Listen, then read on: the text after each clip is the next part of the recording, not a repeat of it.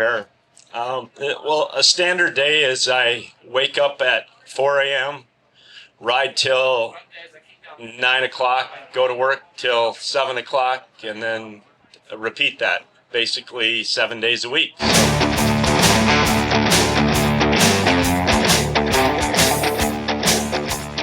Race Across America is widely regarded not only as the toughest cycling endurance event, but also as one of the most challenging endurance races in the world.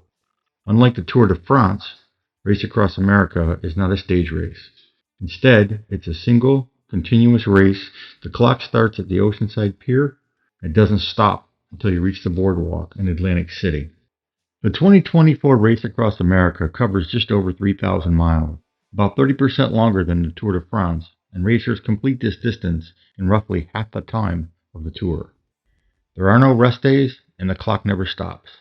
Competitors ride from Oceanside, California to Atlantic City, New Jersey, across 12 states, and climb over 170,000 vertical feet. Racers have a maximum of 12 days to finish the race. Dave is aiming to finish it in under 10 days. So if a car is coming from the back end behind us and they're going to hit something, I prefer they hit your car rather than me. But that has happened. I had a racer one year. By Sunday, June 10th, the entire crew had arrived at base camp in Carlsbad, located just a few miles south of the Oceanside Pier, where the race was set to begin on Tuesday, June 12th. The team comprised of 10 crew members plus Dave. The crew was a mix of rookies and veterans, so the 48 hours leading up to the race was a crucial time for everybody to get acquainted and solidify their roles within the group. The mechanic Dan did some final preparations on the bikes, while Ed and Kevin worked on getting the vehicles prepared to be safe for the 3,000-mile trek across the country. The crew was excited and optimistic. This was Dave's 8th RAAM, and he was feeling super confident and ready to start the race. You've innovated a few things over the years. I think you were the first one I saw with the wearing the sports bra. Yeah. Then you made the excuse that it was someplace to put your frozen water bottle. Yeah, exactly. And in fact, we just picked up a few this afternoon. But yeah, I wear a sports bra to cool myself. Of course, it's hot. We all know that. One time, one of my crews said, you know, maybe I see my wife always putting ice cubes in her bra when she's out in her triathlon. So they pulled up and I put one on, and I've been using it the last 3 RAAMs somewhat effectively. And I have learned that I was using a water bottle sideways, and it is very becoming that way, but it's more of an aerodynamic position, and you gain 10 watts of power if you put it in straight up and down. We call that Victoria's secret weapon. Right. Thank you. The last evening before the race was finally here. Dave, not only the star of the show, but a very talented cook as well, prepared a fantastic dinner for everybody. One of the cuts. Dave, what are we cooking up? We have some Italian chicken, some teriyaki chicken, and then we're doing up some burgers. Wow. We had pizza the night before in Carlsbad, before the 2019 race, and we went around the table and said to each other what we could be counted on for, because we know it's going to get dark, and that's what you need to remember. When it gets dark, remember what you said. Remember, I said I was going to be helpful, because you know the alternative, following whatever's got you off plan there, is not a good recipe. But remembering what your commitment is. After the meal, we gathered together for the final team meeting. Dave shared some last-minute thoughts and essential instructions for success. Then he passed a pizza box for all of us to sign with our one-word commitment to the team. Now think about what you're putting, because this pizza box is going to be on my wall as artwork. Well, it's in my bike room. That's the only place it's allowed to be. I'm going to put down determination, because that's what it takes, not only from Dave, but it takes determination from all of us.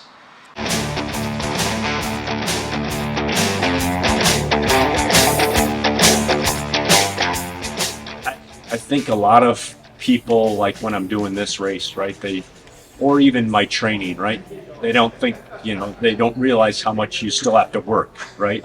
So Our bike shop's open 7 days a week. I'm here every day.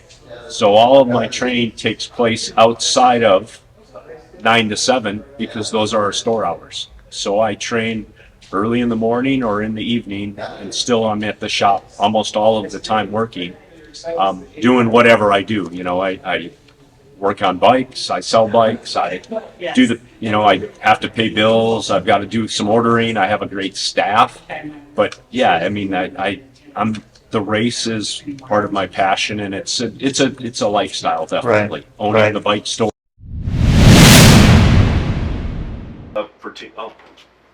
I was looking for those when we left. There you go. There they were, you see? Race day morning buzzed with excitement and nerves as everyone prepared for the 3,000 plus mile journey. Dave seemed calm, acting like he'd been there before. 7 times before, to be exact. Little spit polish, old Marine Corps shoe waxing technique my dad gave me on our Sunday night. You're going to start the race with? Double shot of espresso From Starbucks. from Starbucks. Probably. All right. The scene at the pier was a typical Southern California June gloom morning. Cool, drizzly, cloudy. Probably less than a couple hundred folks turned out for the start of the race. Dan did some last-minute checks on the bike, while Keelan did some last-minute checks on Dave. Dave was calm and very focused on the 3,000-mile journey between the Oceanside Pier and the boardwalk in Atlantic City. And so when I had this opportunity to do RAAM, it forced me to do exactly that. There was nobody else around. I had a few doctors on speed dial that I could call in the middle of the night. But many, many nights, it was Justin and Chris Schultz staring at me like in panic. Like, what do we do? And I was like, I don't know. And because I was put into that position, forced into that position where I was the one that needed to know, and there was nobody that could second guess me. There was nobody that I had brought all kinds of books, and I would look, and it came down to me trusting what I knew about. He's a bike shop owner from Wisconsin. He's a 5-time RAAM finisher. I believe he's raced 8 times. This is number 9. And 4, 3, 2, 1. Good luck, David.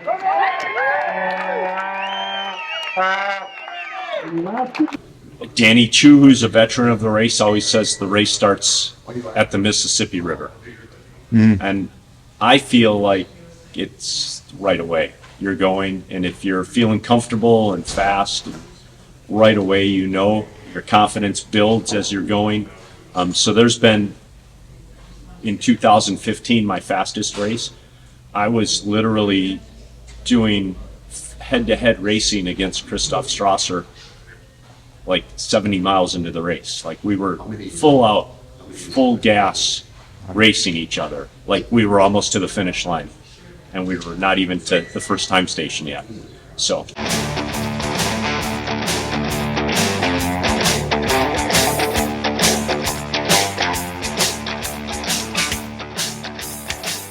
What do you think the biggest challenge for you will be this year? I think it's the same challenge as it always is surviving the heat without depleting my energy sources early in the race. If I get through California, Arizona, feeling really good or feeling pretty good, then the rest of the race is much easier. If I suffer from the heat through that puts a strain on me and the crew all the way through the race, and you have to build to recover that after a couple days. So. Okay. Oh, I'm pretty salty. I can taste it. All right. I got a little bit of an upset stomach. All right.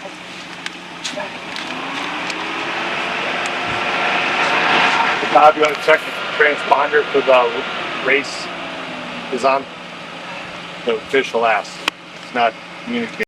Jack, almost 50% of the people who start this race are going to have some failure of metabolic disorders that come with heat-related illness. And that's because they cook their insides in the Anzo Borrego Desert.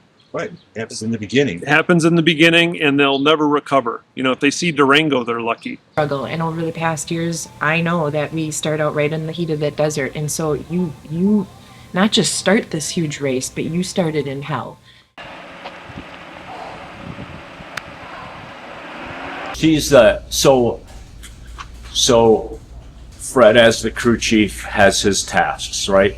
Keelan's focus is to keep me safe, keep me moving, keep me cool, keep me going, whatever it takes. And she's always right there to help me. And for sure, I can't say I would want to do this race necessarily without her, because of her commitment to it, to keeping me safe, to keeping me moving, all of that. It's very, it's a really, we have a good understanding and relationship of how that goes, right? She's going to see stuff that normally a person that's just your friend isn't going to see, and takes care of it.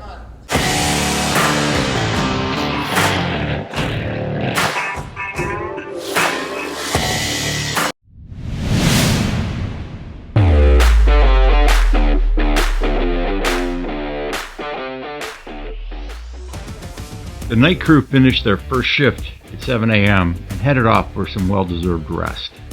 Meanwhile, Dave spent most of day 2 riding in the Arizona desert, enduring air temperatures near 110 degrees and pavement temperatures exceeding 120 degrees. So many times during Race Across America, the crew is a big unknown. But this crew was probably the best crew that Dave's ever had.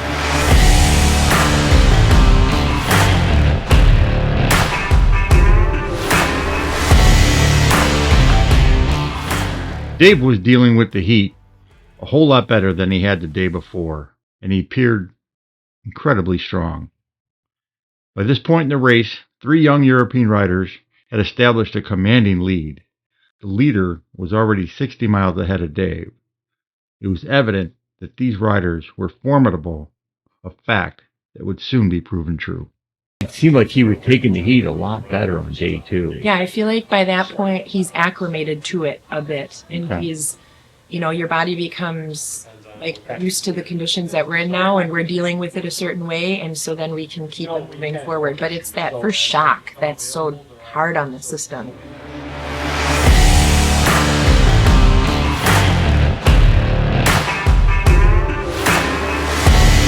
Around 1 p.m. local time, Dave rolled through Congress, Arizona, and began his ascent up Granite Mountain. As he ascends, he'll pass by the memorial dedicated to the 19 members of the Granite Mountain Hotshots, an elite team of firefighters trained to combat wilderness fires. Tragically, these brave individuals lost their lives while valiantly battling a forest fire on June 30th, 2013.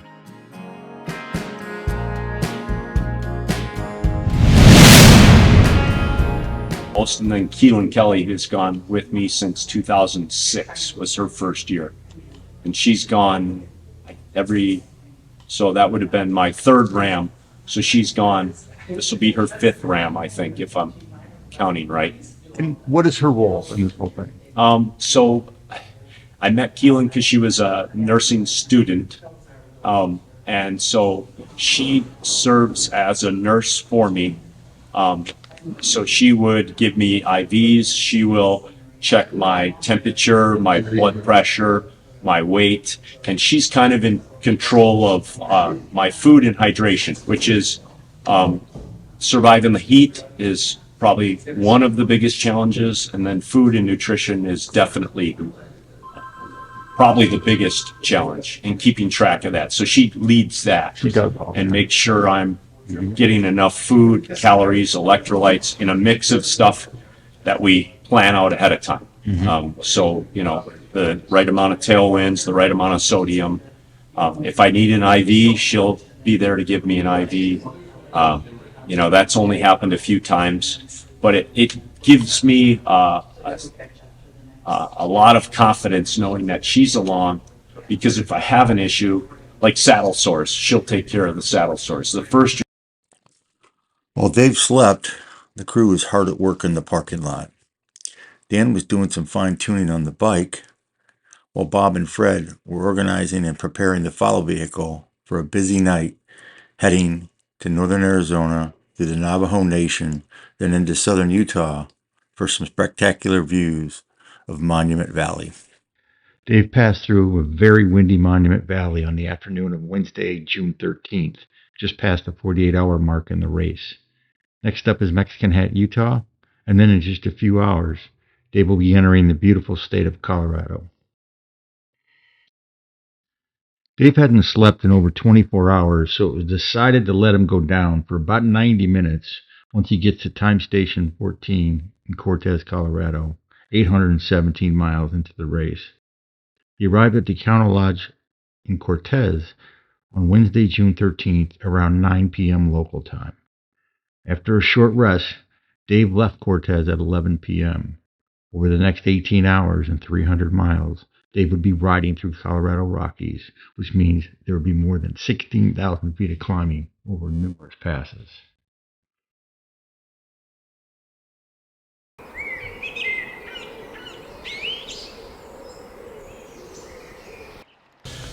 Colorado, you go through three really challenging passes: Wolf Creek Pass, Levada Pass, and Cuchara Pass. And those are interesting areas because they're big climbs, and depending on what time of day, the scenery can vary and the temperatures can vary. I like that area. Dave started his climb up Wolf Creek Pass around 7 a.m. He was feeling great and knew the challenge ahead. He had 3 passes to conquer. The temperatures for the climb on the first of 3 passes were in the high 50s, ideal for the 2-hour grind. Dave reached the summit of Wolf Creek Pass in a little over 2 hours, around 9 a.m. Wolf Creek Pass is a significant milestone, and it's also one of the most scenic sections of the race. The entire crew gathered at the top for a happy photo.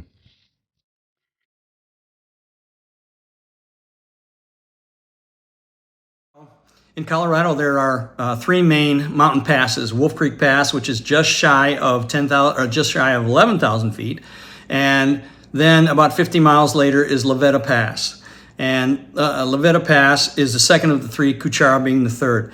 Levada Pass is not that difficult; it's just nice and long.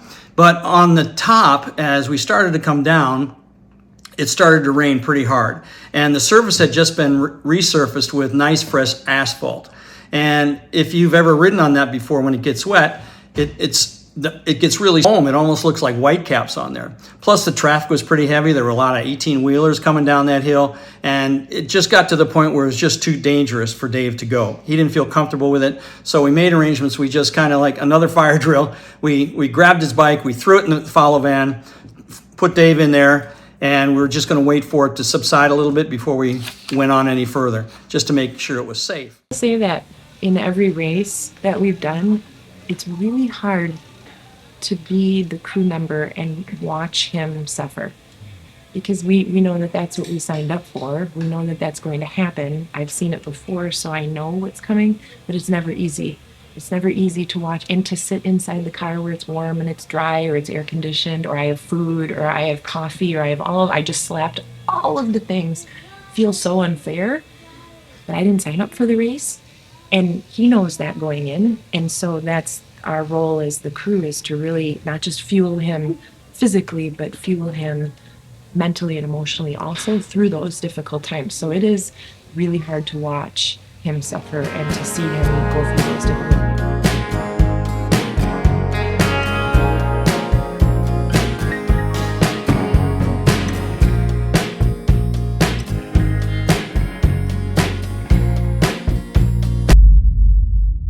The ride through Kansas spans over 400 miles. Time Station 23 in Ulysses, Kansas stands as one of the few manned time stations along the entire 3,000-mile journey. For over 2 decades, the entire community of Ulysses has rallied behind the riders and crews passing through. The Chamber of Commerce spearheads and funds this massive effort. The Grant County Fire Department generously provides a portion of their building for the week, and the time station is staffed by a fantastic group of volunteers offering exceptional hospitality, including incredible sugar cookies. Dave arrived at Time Station 25 in Greensburg, Kansas on day 5, Saturday, June 15th, around 7:45 p.m. local time. Just before making the stop, Doug Barton and the weather crew informed us that a weather cell was about to hit us in 15 minutes. Dave arrived, got in a van, and the cell struck precisely as they had predicted. The weather team's timing was remarkable. They had accurately predicted the storm's arrival, and it occurred exactly as they had forecasted. 20 minutes later, Dave rolled out. The streets were still wet, but the weather had improved by then. The timing was simply incredible. Dave encountered substantial crosswinds throughout Kansas, which made it challenging for him to maintain the stability of his bike. These crosswinds exacerbated the discomfort he was already experiencing from the saddle sores, making it difficult for him to keep his butt on the saddle. No, we've had worse saddle sores in the past, definitely. And we, in those past years, didn't know what to do with them. And so we were always trying to find creative ways. I mean, we used things that breastfeeding women use. We used things that women use for different, I mean, we used all kinds of diaper rash things, all kinds of things. And so always you add on to that. So we have that information coming in on how to handle them. But the best thing always is just prevention.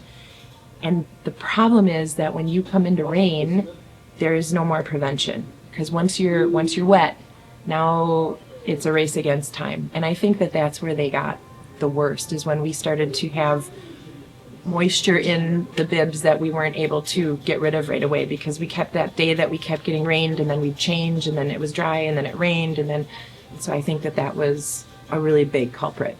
But they definitely weren't as bad as they have been in past years.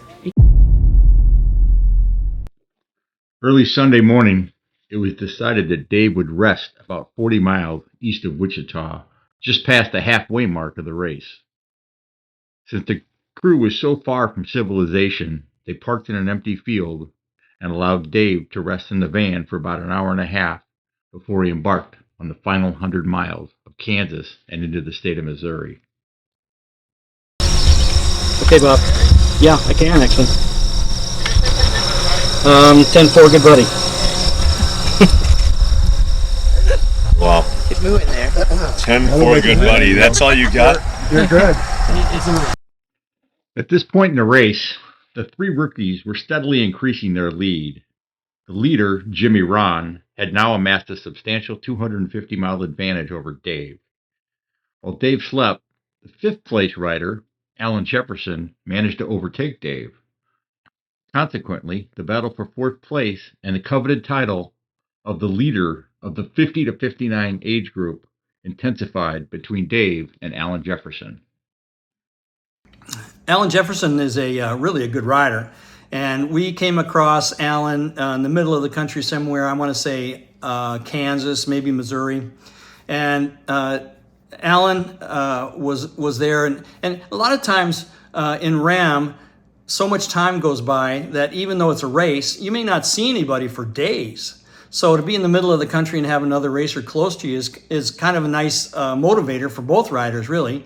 So Dave came upon Alan. He came up from behind, and he passed Alan. So he just kind of hung in there from behind, and then he eventually passed Dave. And Dave was definitely not going to let him get ahead of him. So he just kind of hung in there. He stayed probably 100 yards behind him for hours, 3 or 4 hours, and just kind of hung there. So I think Dave was just wanting to have a little motivation. Plus, I think he was maybe doing a little bit of mind game with Alan, just hanging there and, maybe put Alan in a position of going, how long am I going to have to be out here with this guy hanging on my back? So eventually, Dave just hung in there until Alan took a nature break. So Alan stopped and Dave went on, and that was good enough for Dave, and he just took off.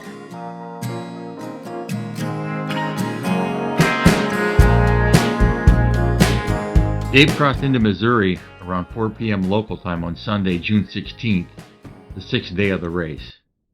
He spent the entire night riding through one of the most scenic portions of the course, the Ozarks of Missouri. Following day, he'll make his way around the city of St. Louis and then cross the Mississippi River late in the day on Monday. The Mississippi River holds significant importance in the race, as it often is referred to as the home stretch by many racers, even though they're still over 1,000 miles.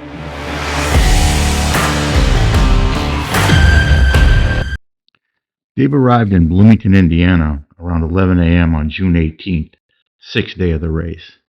Bloomington is home to Indiana University, particularly renowned for hosting the Little 500 bike race annually since 1951. The event was the backdrop for the acclaimed 1979 Academy Award-winning movie Breaking Away, starring Dennis Quaid. As Dave rides through town, he'll pass by Bill Armstrong Stadium, the venue for the Little 500, since it was completed in 1981.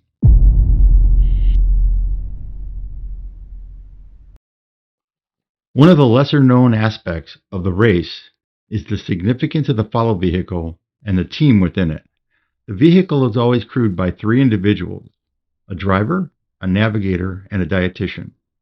The follow vehicle remains behind Dave throughout the entire 3,000-mile race. There are 2 predetermined 3-person teams, one team for the 7 a.m. to 7 p.m. shift and another for the 7 p.m. to 7 a.m. shift. While the follow vehicle in the day shift, 7 a.m. to 7 p.m., is not obligated by race rules to stay directly behind Dave, it must maintain a distance of within 30 feet from Dave from 7 p.m. to 7 a.m., primarily for safety reasons.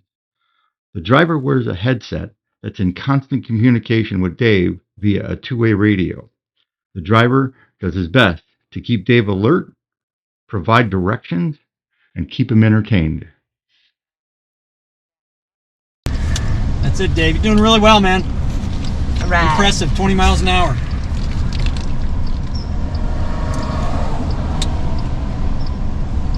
You can do a bottle? You ready? Yep, we're ready. Bottle? Ready?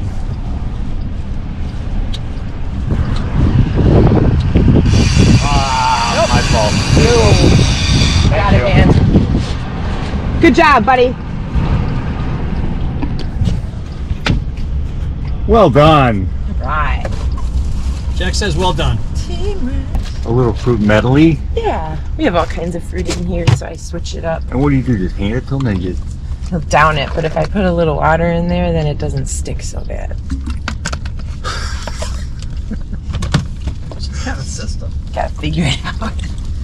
I love it. So you literally you record everything. Everything. What he takes, what he drinks. Yep. Temperature, urine when we stop. Right. Keep track of time stations. We keep track of every stop, 2 minutes. Dave rolled into time station 40 in Greensburg, Indiana, route mile 2330, about 700 miles from the finish. It was 3:45 p.m. on Tuesday, June 18th, the 7th day of the race. Dave decided to take a quick break and freshen up with a shower from the holding tank on top of the follow vehicle. Dave was maintaining his lead over Alan Jefferson, who was about 50 miles behind him. The 3 leaders from Europe were also maintaining their lead. Jimmy Ron was about 250 miles ahead of Dave, but nobody was giving up, especially Keelan. All of the variables that we have no idea. And so during that race, there was a suggestion that he's not going to get first. At this point, he's not going to get first. We would have to go way too fast, and he'd never sleep again in order for us to get first. And so then there was a question of revamping our strategy around that fact. And the reason that can't work is because the race isn't over till it's over. Never would you ever want to wish it on anybody, but we've seen it so many times that even the best racers can be taken down by pneumonia. They can be taken out by storms. They can be hit by cars. They can crash because they fell asleep and break their collarbone. So many things are possible that even though it looks like that at that point, and then it ended up ending that way, there is no way.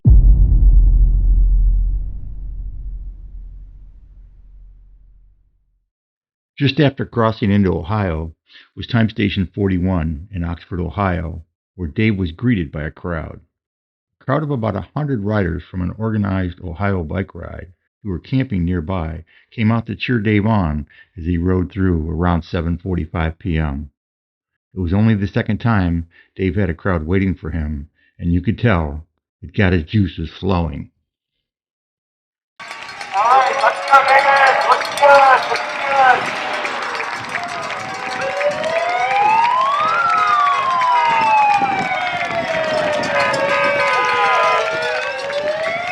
All right. Dave crossed over the Ohio River on the Blennerhassett Bridge into West Virginia on day 8 of the race, Wednesday, June 19th, around noon local time. It was another major milestone in the race and brings Dave to route mile 2581, just under 500 miles from the finish. With this crossing, Dave widened his lead over Alan Jefferson to a whopping 75 miles in the 50 to 59 age group. Even though he's leading in the 50 to 59 age group, Dave still holds the 4th place spot overall, the top American in the race. The race leader, Jimmy Rahn, is still 225 miles ahead of Dave.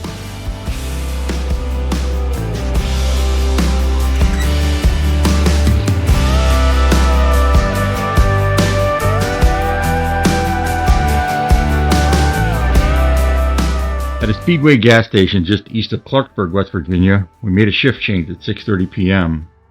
at route mile 2664. By Thursday morning, Dave would be in Maryland. Go, Dave! All right, David! Woo! Come on! Stay on there. Don't move your legs when you ride a bike.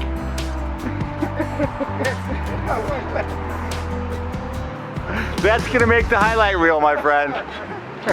Take care, guys. Goodbye, Kevin. Kevin and Kevin. Kevin squared. See you guys later.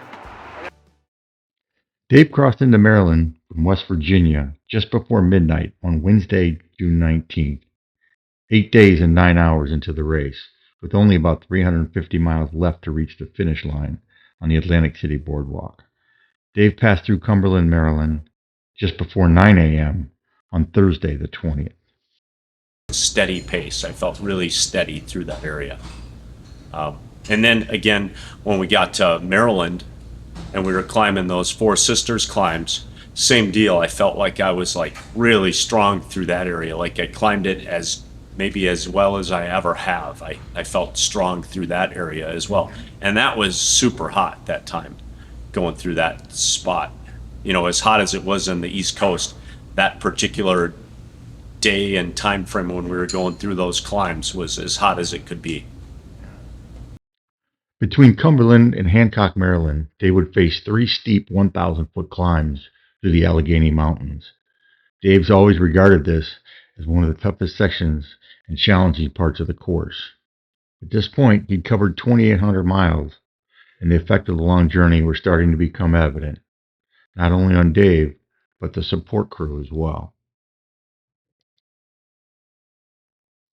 While Dave was battling the Allegheny Mountain Range just east of Cumberland, Maryland, at 9:30 a.m. Eastern Time on June 20th, the 8th day of the race, Jimmy Rahn from Sweden crossed the finish line. Dave still had 265 miles to go. Lucas Kaufmann, rider number 692 from Austria, was 70 miles from the finish line, and rider 697, Dominik Meerhofer, was also from Austria, was in 3rd place with 130 miles from the finish. This news meant that Dave has a solid chance to finish as the top American, 4th overall, and win the 50 to 59 age group if he can hold off Alan Jefferson. Alan Jefferson was 80 miles behind Dave. It was also becoming clear that Dave had a shot at breaking the transcontinental record for the 50 to 59 age group. Just before time station 49 around Belle Grove, Maryland, Dave was having some problems with his front wheel. The crew stopped a couple of times. Justin finally caught up and confirmed the front wheel was fine. I'm having a hard time, guys who like to have cool stuff. Here, let me see the bearing.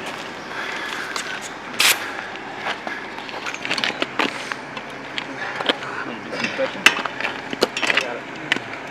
The slowest. What do you need? Right beside the wheel. energy. Because that's the one with the bad bearing in it, Oh, see, that's what I thought. with the red tape. Maybe we should put that Alpinist on there. That one I just told him was bad too.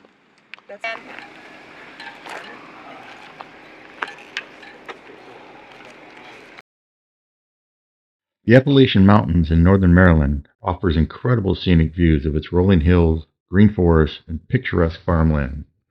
Perhaps some of the most scenic views of the entire race. We passed Time Station 49 in Hancock, Maryland around noon on Thursday, June 20th. At that point, we were less than 250 miles from the finish line. However, Dave began to exhibit signs of fatigue and disorientation. The average temperature in northern Maryland during this time of year is usually around 80 degrees Fahrenheit. Today's temperature was well over 90 degrees, and it was taking a significant toll on Dave. The news that he had a chance at breaking the transcontinental record for the 50 to 59 age group excited everyone in the group, particularly Dave. We were determined to keep pushing because it was going to be close. Dave arrived at Time Station 50 in Rogerville, Pennsylvania around 4 p.m. Eastern Time. As he passes through the Carroll Valley, he'll be approximately 10 miles away from the Gettysburg battlefield. Dave will cross roads Robert E. Lee used to lead the Confederate Army's retreat back to Virginia after their defeat at Gettysburg on July 4, 1863. The final shift change was in the town of Mexico, Maryland, almost directly above Baltimore. At that point, Dave was about 150 miles from the finish. We were all anticipating a finish somewhere between 4 and 5 o'clock in the morning. Spoiler alert, we were wrong. When the night crew took over at 7 p.m. at route mile 2909, Alan Jefferson was at route mile 2734. Dave had widened his lead to 175 miles over Alan. All the crew needed to do was ensure Dave's safety and keep him upright on the bike throughout the night. He would cross the finish line as a top American and the winner of the 50 to 59 group. Additionally, it would be a race against the clock, aiming to capture the fastest transcontinental ride for the 50 to 59 group. The next 15 hours would prove to be the biggest challenge and the hardest portion of the race for the entire crew.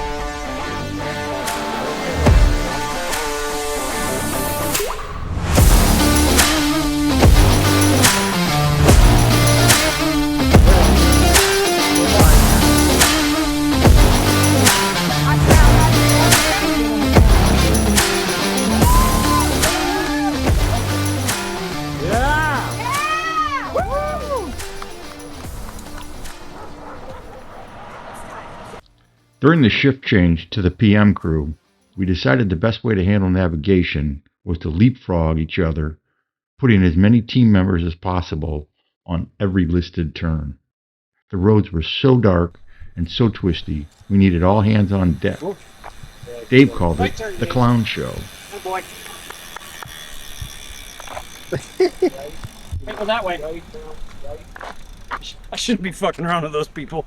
Oh man, that's into it. I shouldn't be jacking around with them. We were coming into the last 150 miles of the race. It was getting dark. We needed to make a shift change. So in Hempstead, Maryland, we did that. And we started to review, as Dave was riding with the follow vehicle, we started to review the route map. And we realized that there were just more and more route turns left or right, and they were coming fast and furious. So we thought, well, listen, this is going to be really difficult for the follow vehicle, the night crew, to navigate through these constant turns on the route. So we got to thinking, how can we help the night crew? Because everybody's tired here. This is the last day. We're trying to get Dave to the finish as safe as possible. How do we do this? So we came upon the idea of let's do some leapfrog.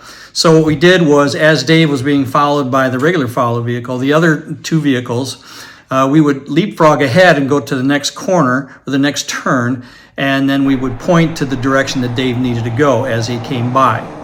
And that seemed to work out pretty well. And it's a good thing we did that because it got very, very dark. We were out in the middle of nowhere, and there were no lights, no ambient lights, no street lights for sure, not even many house lights to light up any kind of the road. So it was a good thing we did. And because it was super pitch black. In fact, a couple of times as we were going to mark the course up ahead on the road, we missed it and we had to backtrack before Dave got there. So it was very difficult. Also, there was one corner there that had obviously had some road work done on it recently, and there was a good bit of gravel on the road. In fact, there was probably 4 to 6 inches of gravel on the road. And Dave got through that really well, and it's a good thing we were there because he did get through it well. That was the same corner that his good friend Marco Ballo crashed at and got injuries bad enough that he did not finish the race. So it was a good thing that we were there to help Dave get through that gravel. See ya, man. All right, Dave, go get it. Yep. There's only 2 sections of the 3,000 plus mile course that can't be ridden. One is a 4-mile stretch on the I-295 bridge over the Delaware River. It's the only bridge that connects Delaware to New Jersey. Dave arrived at the base of the bridge on Friday, June 21st, around 2:30 a.m. The crew shuttled Dave and his bike across the river to begin the final 60-mile stretch on Highway 40, which leads to the boardwalk in Atlantic City. Highway 40 in New Jersey is a busy 4-lane thoroughfare connecting the I-295 bridge with Atlantic City. This is perhaps the most dangerous section of the race.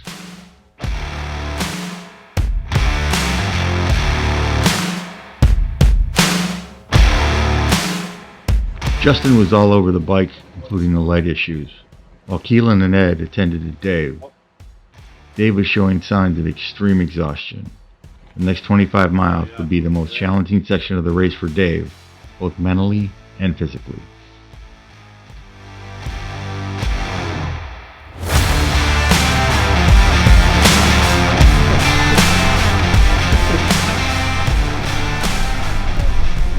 About 50 some miles, 60 maybe. I think it's 60. Motherfucker, Ed. Come on. What? 60. Okay, so you got 3. I don't understand this race. It seems like we were riding. About 3,000 miles, yeah.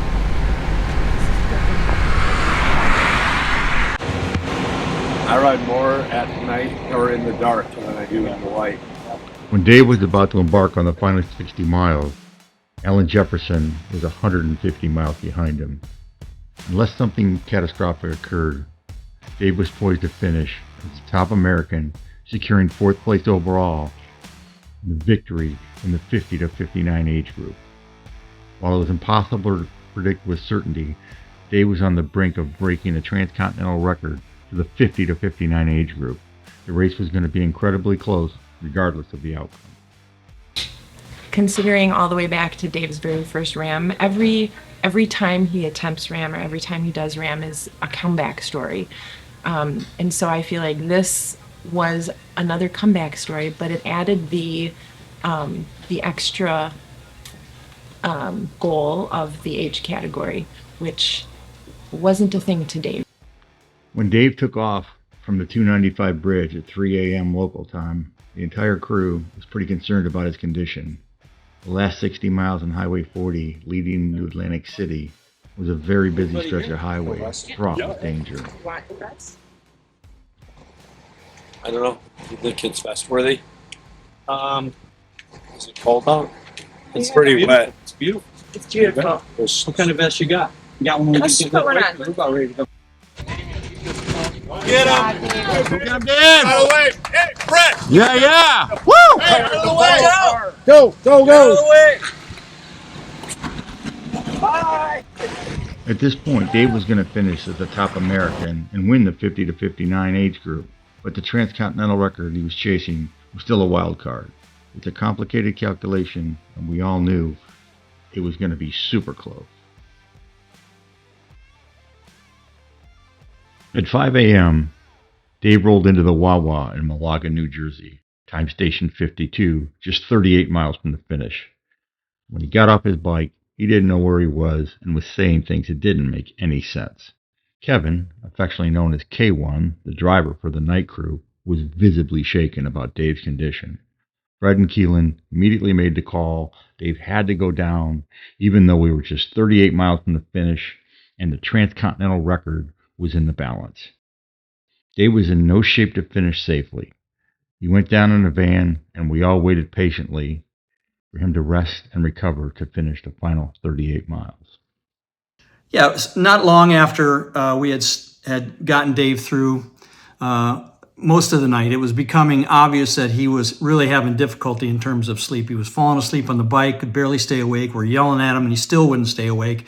He was getting a little bit delirious, which happens, but we wanted to make sure that he was safe enough. So I believe the Wawa which is a convenience store. I believe that was a time station. So we stopped there and we kind of evaluated how things were going. So we needed to put Dave down for some sleep so that he could get to the finish. And it was only 40 miles from the finish. This race and this finish was really hard at the end for me. There was a lot of like the last 60, and I can't say the last 60 miles. I'm going to say it was like for a period of 10 miles was really hard. And then we stopped and then I slept. And then to the finish line was pretty good. But the last 40 miles I rode really strong. But for about 10 miles, maybe 20 miles of that before that point was really, really hard. I didn't know where I was. I was hallucinating. I didn't want to be on my bike. My lights weren't working. Things just weren't working. David slept for a couple of hours, and you can tell he was feeling much better.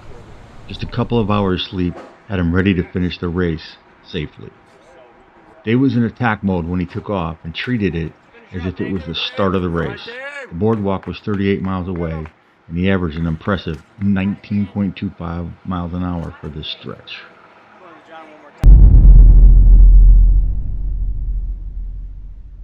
After crushing it for the last 40 miles from the Wawa in Malaga, New Jersey, Dave arrived on the boardwalk in Atlantic City and crossed the finish line just after 10 a.m. on Friday, June 21st.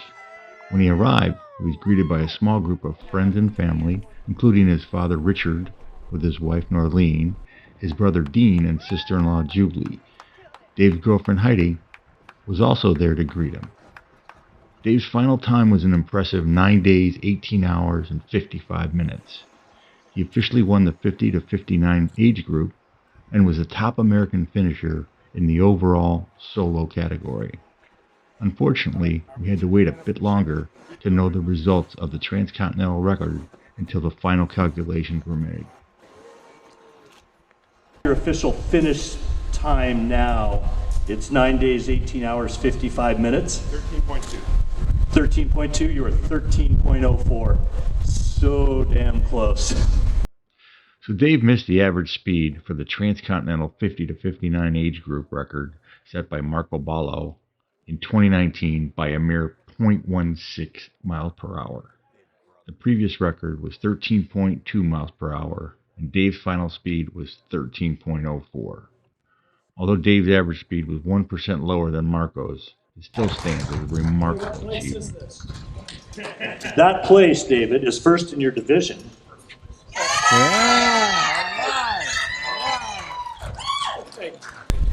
So again, David stands up here at 9 days, 18 hours, 55 minutes. He is obviously, like I said, one of the most accomplished RAAM racers out here. 6 RAAM finishes, 8 attempts. Just so people know, the normal DNF rate for RAAM is 50%. So if you take David's finishes alone, that puts him in a pretty rare group of people. So as soon and you always say you're never coming back. Is that true this year? I won't say that this year. Certainly hope this is not your last RAAM. You always put in a good performance. Other than your 2 DNFs, I don't think you've ever had a bad finish ever.